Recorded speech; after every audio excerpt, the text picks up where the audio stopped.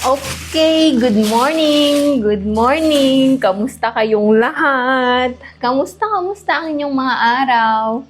So, bale, maaga ako nakapamili ngayon. Time check, siguro nasa 9 o'clock na ng umaga at maaga akong lumabas. Pagka alis ni Champ, nag-shopping na ako ng mga gulay. Puro gulay lang no? Kasi wala na kaming stock. And finally, saan na yung nakabili na ako ng green leafy vegetable. Free lang tong coriander na to. So, bale, ito. Yan. Kabili na ako ng spinach. Yan. Isa lang muna para fresh. Ito na yung iluluto ko ngayon at saka yung chicken.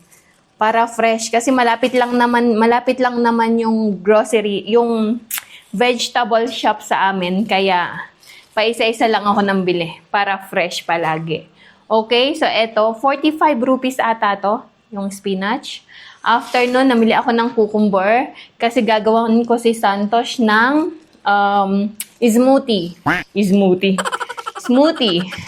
Tapos etong marrow long upo, pang smoothie din to ni Santos. And then, namili ulit ako ng green peas. Tama na. Green peas, namili ako ulit. Kasi gusto ko siyang nilalagay sa sa salad kasi fresh. And libre lang tong mga sili na to at saka tong coriander. And then, tomato, 60 rupees ang kilo. And etong ang tawag nito? Patatas. Kasi wala na kaming patatas. So, patatas is life. 1 darne is 2.5 kg. So, tara, mag-prepare muna tayo ng smoothie. And after nun, magluluto na ako. So, i-blend ko lang muna itong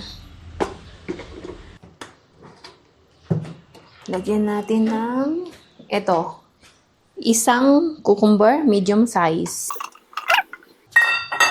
Sayang. Tapos, lagyan ko ng chia seeds.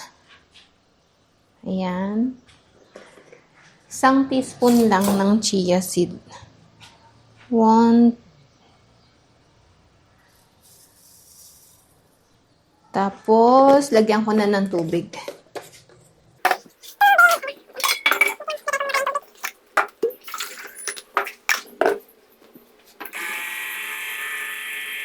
Gawin kong warm lang kasi malamig pa ngayon.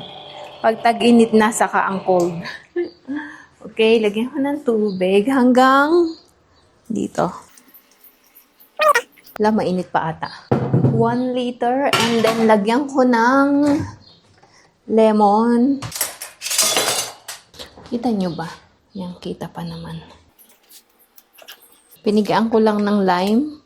Tapos lagyan ko din siya ng chup. Ito. Chup. Ito yung galing sa village. Homemade. Konti lang, mga 1 spoon, ganon. Tansyado. Blend na natin.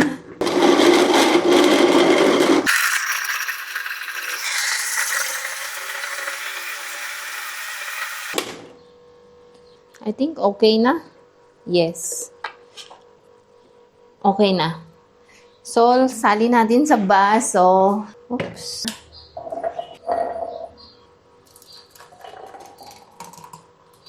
Yung balance itabi ko para mamaya niya. Okay, so ito na ang ating smoothie cucumber. So, ayan na. Ito ang salad na favorite namin. Tapos, ito na yung spinach. Kanina, yung isang tangkay ba yun? Isang bundle. Ganito na lang natira. And then, nagluto ako dito ng chicken. And then, rice and dal. So, ayan ang aming lunch for today. A few moments later. Okay, so ayan. Katatapos lang namin kumain. And Time check, nasa 1:28. Ayan, 1:28 na ng hapon. Ayan. So, bale, magagawa muna ako ng merienda ni Cham para mamaya iprito ko na lang. Plano kong gumawa ng french fries since namili ako ng patatas kanina. Magfe-french fries ako. Potato fry. Okay. 4 pieces. Pakita ko sa inyo kung paano ko gawin. I-marinate ko muna to sa milk. After nun, i-fry ko.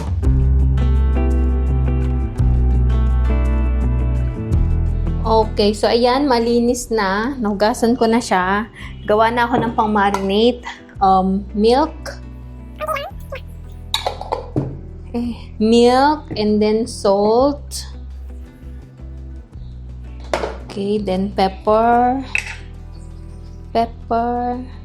At saka dapat oregano. Since wala akong oregano, basil ang ilalagay ko. Wala! Wala! Ang dami! Atak! I thought it's... Ang tanggalin natin. Bumuhos!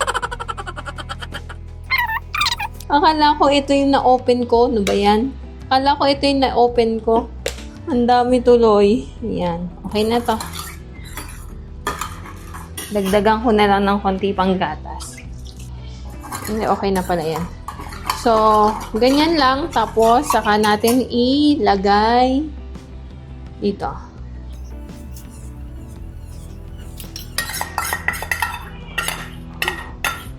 Bumuhos. Katawa. Okay. So, ayan. Babad lang natin siya hanggang 1 hour. Then, i-fry ko mamaya bago dumating si Cham. Tapos, ito ang merienda niya for today. Para maiba naman. Kasi, lagi siyang bread at saka peanut butter. So, paubos na din ang peanut butter namin at plan kong gumawa ng cream cheese mamaya pagdating niya. Para bukas, iyon ang kanyang palaman. Homemade cream cheese. Ayan, tingin ko okay na to. And takpan ko lang. Then, saka ko i-fry mamaya. Ayan. Okay, maya naman ulit pag magpa-fry na ako.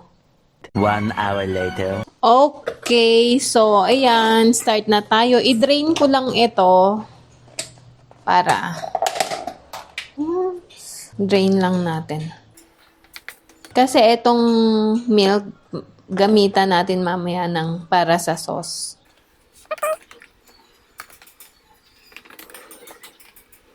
Konti lang ginawa ko para lang naman. Kasi Santos hindi naman kakain ito. Okay. So, ito, mamaya gamitin natin para sa sauce. Tapos,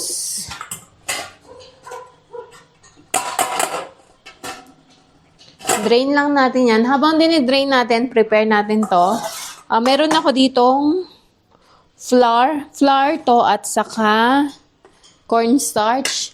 Lagyan ko ng salt at pepper. Salt. At pagkatapos, hindi maalat ang salt namin dito kaya medyo marami ang nilagay ko. Tapos pepper. Lagyan ko ng magic syrup. Konting magic syrup para may magic. Ayan. At pagkatapos ay konting basil ulit. Last time kasi, ito yung gagamitin ko sana kaya nabuhos lahat. Kala ko ito yung Okay. So, mix ko lang to.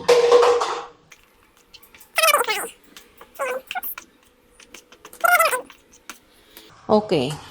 I-mix ko na lang ng ganito para mabilisan. Pwedeng isa-isahin, pero imi-mix ko lang. Para magamit ko pa tong flour na sobra sa susunod.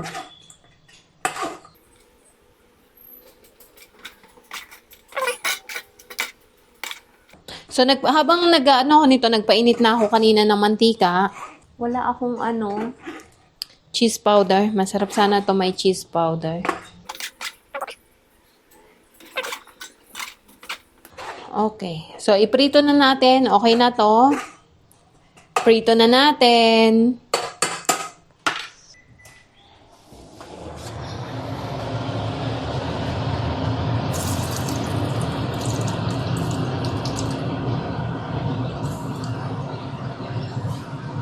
Low fire lang yan.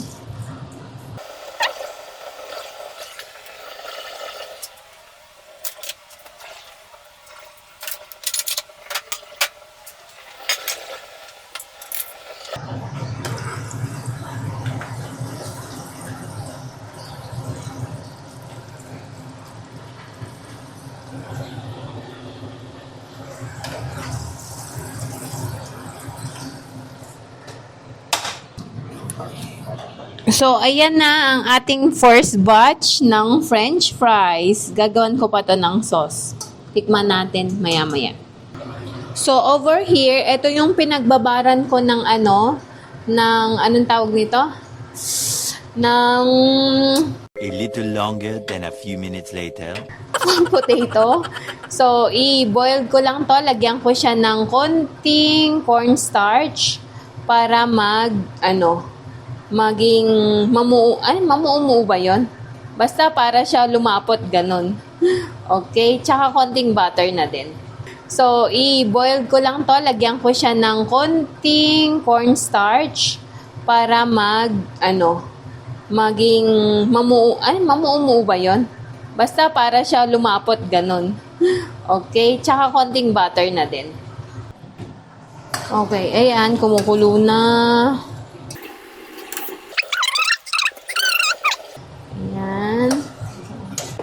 Ewan ko anong lasa at tsamba lang. Tsamba lang yan. Tapos, konting flour lang. Ayan, hintayin lang natin siya hanggang sa lumapot. Namuo yung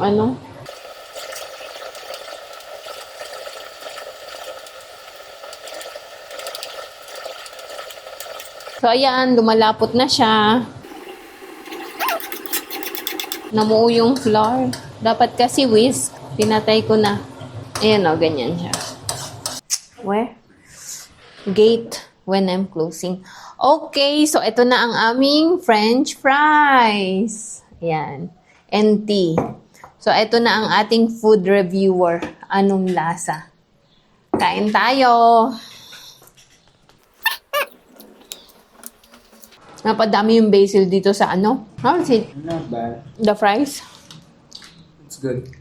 Actually, ngayong Friday, meron silang potluck. And ang nakatoka sa kanya is French fries din na tapat. So, sa Friday, ganito din yung gagawin ko para sa potluck niya. Sabi ko nga, dapat yung potluck, sila yung magpipili kung ano yung gusto nilang dalhin. Pero yung teacher nila yung nag-assign kung how many of you will bring French fries? 5 or 6. And then the rest, what they will bring? None of that. There was a list of whatever you can bring. So I was like, what is your mother good at cooking? I'm like,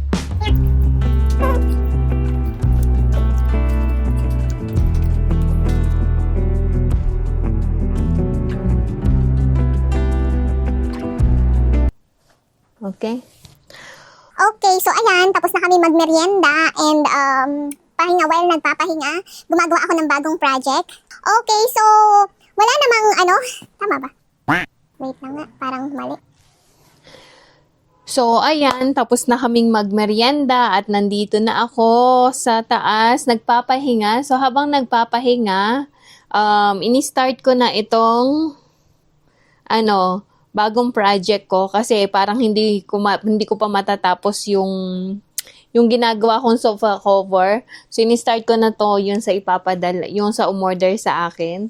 And, pakita ko sa inyo kung ano yung magiging itsura nito pag natapos ko na. So, for today, wala nang masyadong ganap ngayong gabi.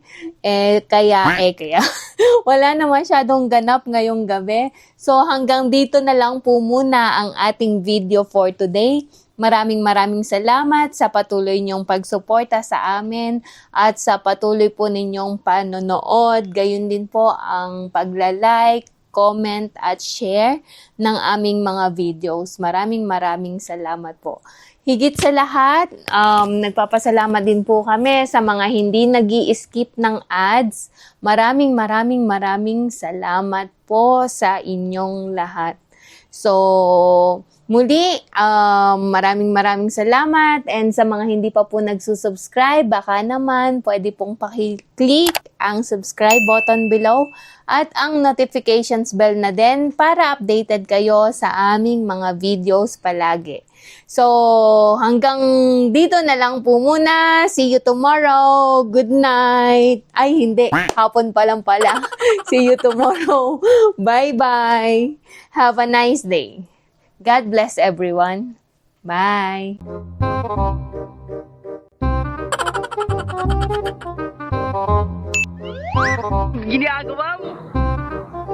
If you like this video, please consider subscribing to our YouTube channel, SL Nepal. Thank you for watching. Have a nice day.